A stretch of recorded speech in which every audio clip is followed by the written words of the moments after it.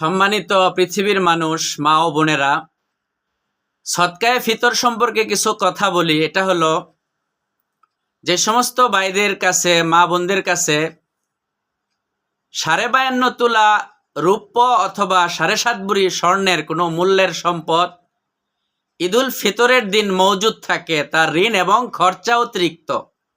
এটা যে কোনো সম্পদ হইতে পারে, ঘর হইতে পারে, দোকান কোঠা হইতে পারে, গহনাগাটি হইতে পারে, নগদ টাকা হইতে পারে, অর্থাৎ যে কোনো জাগতিক সম্পদ, এটা যদি খরচা এবং ঋণ অতিরিক্ত থাকে তাহলে তার কাছে সদকায়ে ফেতর আসে।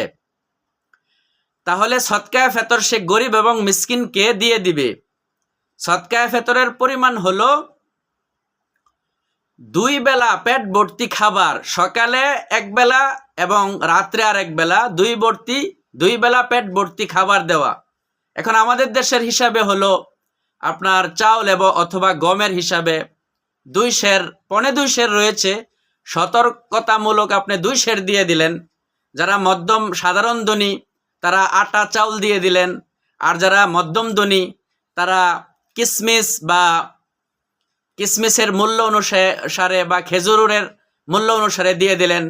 অথবা যারা আরো হাই লেভেলের ধনী রয়েছে আমাদের দেশে, কোটিপতি, রাজা, বাদশাহ, তারা এলাচ, 2 কেজি এলাচ অথবা 2 কেজি দামি খেজুর অথবা 2 কেজি দামি কিসমিস যেটা রয়েছে ওইটার মূল্য অনুসারে সে গরিব মিসকিনদেরকে সদকায়ে ফেতর আদায় করবে মাঠ পড়তে যাওয়ার আগে।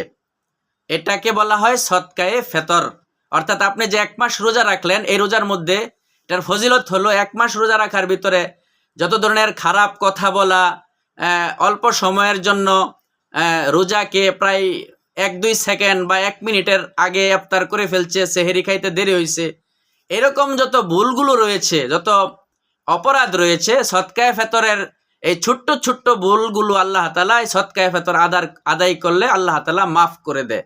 এই জন্য আমরা অবশ্যই সদকায়ে ফিতর আদায় করব, তারপর আমরা ঈদের নামাজে যাব। তবে যদি কোনো ব্যক্তি ঈদের নামাজে চলে যায় সদকায়ে ফিতর আদায় করার আগে, তাহলেও আমরা পরবর্তীতে সদকায়ে ফিতর আদায় করতে পারবো। তবে যথাসম্ভব আগে ভাগে দেওয়া এটা উত্তম, ভালো, এটা সুন্নাহ।